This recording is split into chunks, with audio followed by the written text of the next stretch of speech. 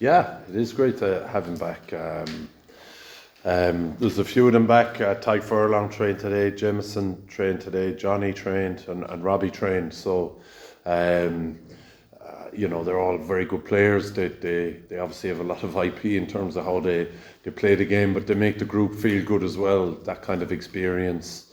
They speak very well. They generally have a lot of logic to add whenever we have problems to solve. So it's been brilliant to go these 3 games unbeaten without some of those guys, and for them to come back in now hungry with a bit of a different voice and a different perspective as well. So it's brilliant. Does it give Andy Farrell a big selection headache now with so many choices of players, especially if you look at Robbie's position of how to balance keeping players fresh, motivated to be in there?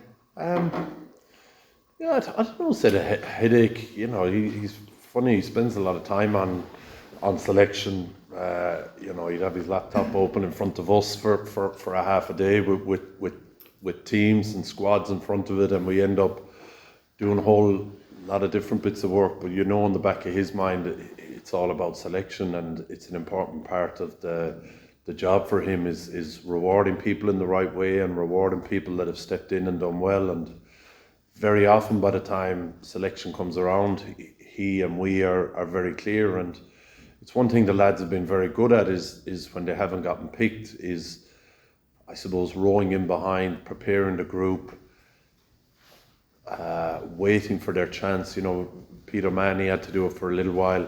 Jack Conan is in that position now, and he's been absolutely outstanding for us, going from first choice to going onto the bench. So it's a great position for us to be in, because when we have that competition, we train better, I think we prepare better, and we're a better side on Saturday. So it's a great position for us to be in, and guys understand that their chance will come, and when their chance comes, they have to take it. Is this one of the strongest Irish squads of all time? As in, Andy has kept talking about the strength and depth, and that strength and depth has now really been tested with injuries over the past few weeks. If players haven't come in, the level hasn't dropped off at all, it seems. Yeah, I think the way the guys prepare is gone to a whole new level. I think certainly the frontliners, but when you go down along, you're realising you have some real quality players, but also some real quality professionals as well in terms of how they go about their business, how they go about figuring out what they're good at, what they have to be good at, and chasing down what's important, so that when their chance comes, they're able to deliver. So I think we've great strength and depth, but we've great strength and depth as well in terms of how guys train and how they prepare. A lot of excellent work being done in the provinces, because we get them in, and we have to come up with a plan, and we have to put that plan in place. But a lot of the heavy lifting has already been done in their provinces. So I think that's been a big help to us, the way the provinces are training, the way they're preparing. We're getting some real quality players by the time they come into us.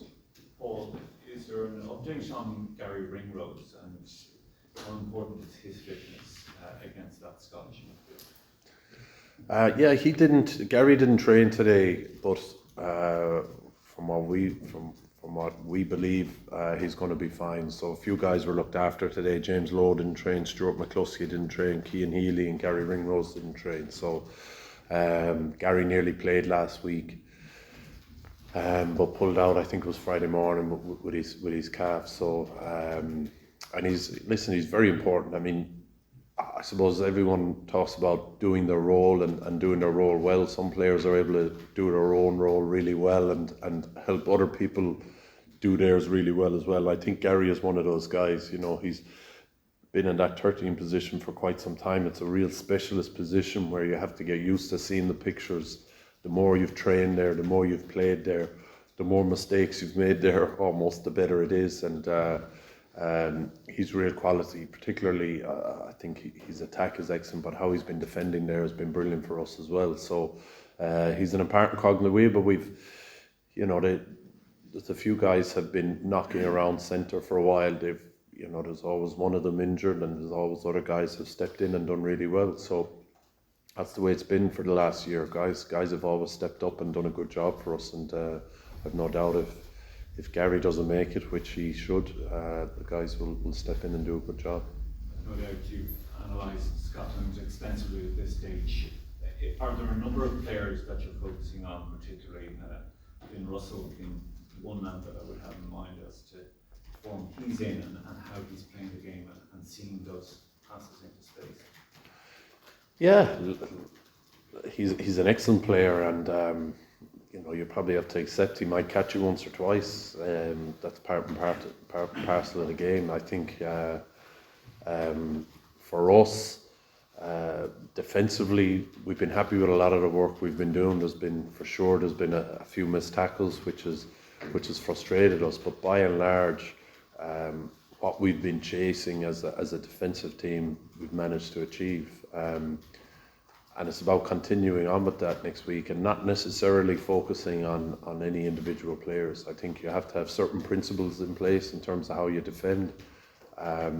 If you start cramming in a week because one particular player is playing, I think that leaves you in a bad place, and we won't be doing that. But there's no doubt when we train next week, we'll probably get the opposition out half to threaten the line a little bit more. And play a little bit like Finn Russell does, but we've got to stick to our principles and defend as we've been doing. Just on that training session, that lengthening time that you have together, that surely makes you a more difficult prospect for the opposition and a more dangerous prospect. Yeah, I suppose the more you train together, the more cohesive you come, and the more you I suppose you become aligned in terms of how you want to play. We've had that for a while now. You know, we haven't. I think we've been probably evolving rather than changing massively from campaign to campaign, and it's one of the things that allows us to hit the ground running. So the more time we have together, the better it is for us, and it allows us to tweak things. That's why training sessions today are great for us, particularly defensively, to go against that 20 side. They're real good attacking units, so we get to stress ourselves a little bit defensively and work as a unit. Well, just on James Lowe, has he picked up an issue, or is that just resting up for No, I think his calf was sore after the game a little bit, so they just wanted to look after him this week. Given his history, he's had a few injuries, so they just wanted to look after him. That's generally a pretty tough session. That 20 session is a fast session for us, so they just wanted to look after him. Should be okay for Scotland? That's the plan at the moment, yeah. And McCluskey, did he pick up something? Same thing, yeah. I don't have what happened to Stuart. Yeah, I think he just he got knocked on the calf against Italy. Yeah, but finished the game as well, so he was fine. So I don't see any problem with those four guys that didn't train today, but we're just trying to look after them. Well, having so many sort of soft tissue injuries over the last number of weeks, is it a worry at all? Is it something you're looking into to the training, or is it free?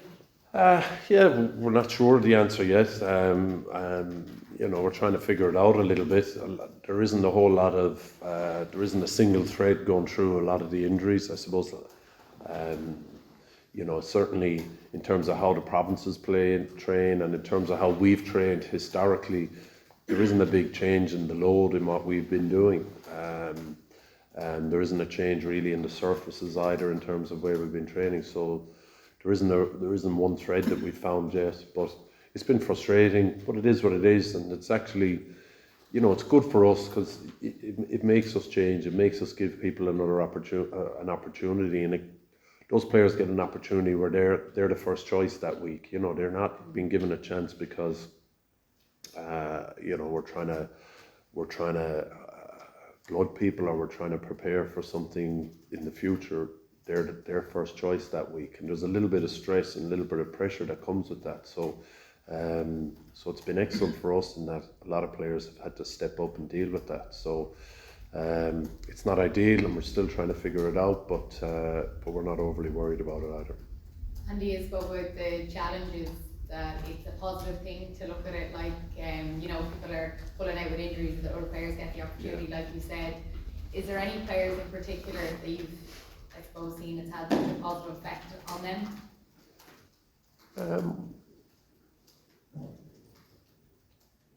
No, it's funny. I think it's a testament to the way Andy looks at things. I mean, I remember going back to the New Zealand game last autumn, 12 months when we'd a threatened COVID outbreak in the camp about 24 hours before the game started, and I was trying to figure out which hooker to ring that I thought would be able to do the line-outs without ever having thrown a line-out in any preparation, you know, someone that hadn't been in camp, because all our hookers were going to fall down, and I was panicking, but Andy was loving it. So you know, he has a real good attitude to dealing with these issues, and I think the players have fed off that and have enjoyed the belief they get from that. You know, we ask a lot of things of the players in terms of how they prepare, in terms of what they have to deliver in our game plan, and we put pressure on them to do it in training as much as we do in the games. And I think on the back of that, when they do get picked, they're confident. They're very confident. They take away a lot of what we do here, and they try and put it in their provinces as well. So, you know, like I wouldn't pick out any one player, but I think it's been seamless for us whenever a player is pulled out, even right up until the last game. I mean, I remember Argentina 12 months ago, we ended up with Ty Byrne calling the line out, who hadn't called the line outs all week. We lost our 2 line out callers in the game, and I think it was probably one of our best line out performances. So those kind of little bits where you find out really how well people have been preparing when they've had to do the work on their own. I think that has maybe set an example that other players have followed. So whenever guys have fallen down the day before or the week of a test match, guys have been able to step up and do a really good job. And it's, you know, it's a real testament to the environment Andy has created, and the way the players pressure each other to prepare. Yeah, Take the last one, Ashley. Yeah, I think it's evident in obviously the results that, you know, you're still getting the results and players are having to step up last minute.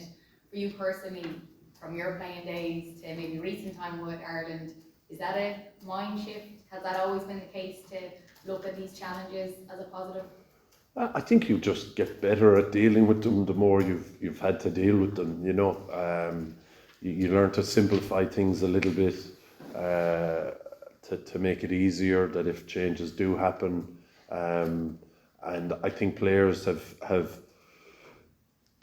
really figured out how to prepare themselves. You know, they're not relying on a coach to prepare them most of the time now. They have you know, every one of them has a notebook or an iPad that they take notes on. They're all very conscientious about getting better, and as a coach, it's one of the most enjoyable parts of the job, is that you have a group of players that are, I suppose, that want to get better, but also want to take responsibility for getting better themselves. So when these guys do, you know, we saw it on the Emerging Ireland tour as well.